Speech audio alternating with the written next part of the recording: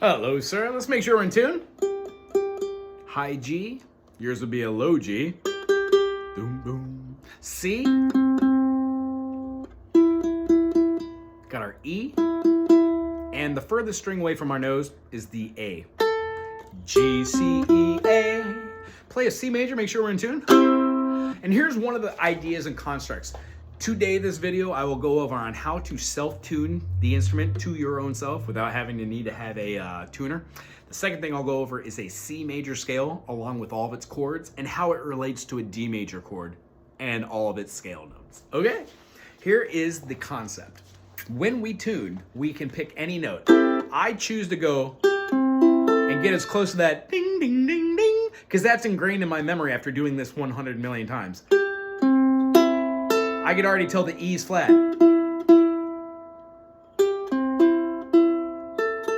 Perfect. So when we have any note, you can play any chord and know what notes are others. This helps with fretboard recognition. So if we play this and it's totally funky, all we have to do is play this open C note, low C thick string, and play the top C of your C major.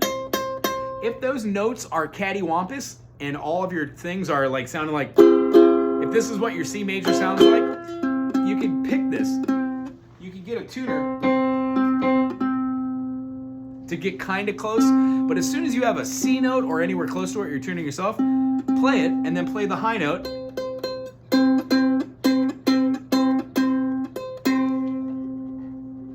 And because the low C is in tune, I'm going to be tuning the high C.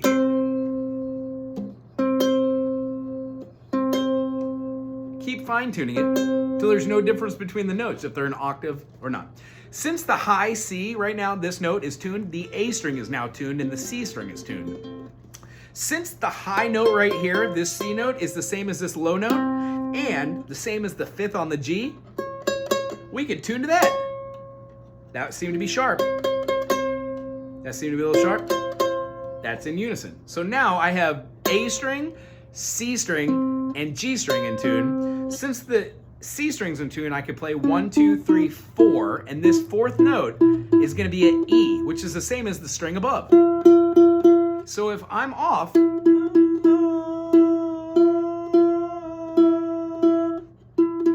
I could fine tune. And at that point, the instrument should be in tune. Now, I'm just going to check to make sure it is.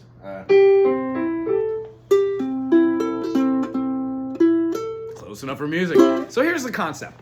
We've gone over how to take any chord we have and do teeter-totters. Our spider exercises are meant for you to use your first finger on your plucking hand and get rid of using the thumb all the time, and then to go all the way up to the top and then down back to the bottom over and over and over again. This makes or breaks muscle memory. What happens is these are the same half steps you're going to be using to get from point A to point B. You can do them forwards or backwards, but the concept is this. If you can't get each note to make a noise or to be in tempo,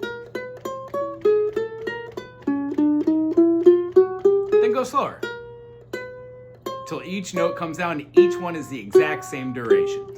The point of that is to get your fingers stronger and to warm up your mind and your body before you start playing. Second thing are those aforementioned teeter-totters. Take any chord you have and learn how to play it in a different way. So C major, A major, A major teeter-totter, walk that up to the fourth fret, bar the third, that's a C major.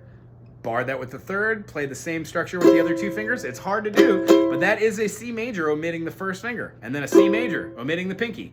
Most people don't play a C major like this at all. Why? I don't know why, but when we play a C major 7 and it feels like this, it looks great and it feels fun. So what we do is we set ourselves up for success by learning chords in a certain order, which I'm giving to you. And then once we get to the point where you do not need me anymore to tell you chords, every single one of the chords for this thing is on my website. Therefore, you can turn a C major into a C major 7, a C dominant 7, a C6. We can even do a C augmented. What would that be? We can do a C diminished, which would be a minor and a flat 5. Oh, no, that's not right. There we go. There are a multitude of different chords we could do by changing any of the one of 7 notes that are inside the chord, but what we are working on now are the triads that stay constant with these majors and minors, and diminished and augmented. So C is this note which gives us our C major. Today you learned how to play a C major this way, and you also learned that a G at the 7th gives you a C. So that is an inversion, and an inversion. Which one do you have? The next note is a D note, 2nd fret, which is correlating in the key of C major, no sharps and flats, for a D minor. See where I'm going? C major, D minor, open E minor. Multitude of different ways to get there. F major, G major. Also, once again, a multitude of different ways you can play G major. A minor. Bunch of different ways, but they're all inversions. You'll find out soon enough. And then B diminished. And it resolves back to C. C, D, E, F, G, A, B, C. Here's the concept today that you did understand. If I take the C and move it up to C sharp, I can do the same thing. C, D, E, F, G, A, B diminished, C. But I can't call it B diminished to C because it's a B sharp diminished to a C sharp diminished, but I wouldn't have both of those in there, so I would just have different names. I would have C sharp, D sharp, E sharp, F sharp, G sharp, A sharp, B sharp diminished, and it resolves to C sharp major. When I go up another half step, I get a D major, E minor, F sharp minor, G major, A major, B minor, C sharp diminished, and it resolves to a D. See how I'm just taking that shape and I'm moving it up using the same chords we learned in C. The other way to do it is to play the D without that high pinky 5, which would look like the C major chord just scooched up, and play it utilizing the open A. D major, E minor, or E minor, or E minor, depending on how you want to play it. The next chord, when we had it the other way, was this, F sharp minor. But you could also play an F sharp minor by playing right here, which means to build this chord, you must first know that an F sharp minor is an F minor moved up. And F minor has a flat 3. I wouldn't play an F major like this, so I teeter-totter, and here's our F major. Here's our F minor. Sorry, I need my other hand. And then when we scoot that forward, if I teeter-totter to my second finger and put my first finger down, I get my F sharp minor. So the concept is D major, E minor, F sharp minor, G major, A major, B minor. First time you're seeing the B minor because last time it was a B diminished for C, but here it's the minor 6 as a B minor, which goes to our C sharp diminished. Yep. And then it resolves back to our D. So here we are. D, D major, E minor, F sharp minor, G major, A major, or A major, or A major, B minor. Remember, B minor 7 is just a bar. It looks like the D, except we don't have that 1 in there. We've got the dominant 7 giving the B minor a dominant feel, but it still works. Try it out. Try to omit it over a period of time. And then our last thing after we go, there's the C sharp diminished. We also know this one to be able to be played as the 5th of this chord. So D, E, F, G, A. A major as a major 7th has that, and A major 7 turns to a dominant 7 just by holding that. If you play just this functions as if it is a C sharp diminished. D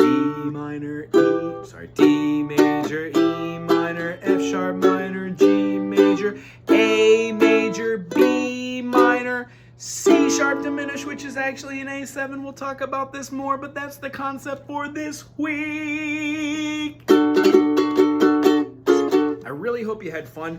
Check out those concepts, and here is the scale that goes behind that. The open one was open C, second finger D, open E, first finger F, third fret and third finger G, open A, second finger, second fret B, and then half step third finger to the C. C, D, E, F, G, A, B, C, C, D, E, F, G, A, B, C. When we go to C sharp, D sharp, B sharp, F sharp, G sharp, A sharp, B sharp, C sharp, you could do that. Don't need to know that for this lesson or any of the notes and the names for C sharp, but knowing that there are 7 sharps and all the names in C are natural and all the names in C sharp are sharp, cool. That's what we talked about the other day. D, E, F sharp, G, A, B, C sharp, D. C sharp and F sharp are the 2 sharps in the key of D, so I can't just say D, E, F, G, A, B, C, D, because that doesn't sound major, does it? That sounds minor. So we'll talk about that later, but we have to have a D, E, F sharp, G, A, B, C sharp, D. The pattern that's derived out of this is 2nd fret, 4th fret, 2nd fret, 3rd fret, 5th fret, 2nd fret, 4th fret, 5th fret.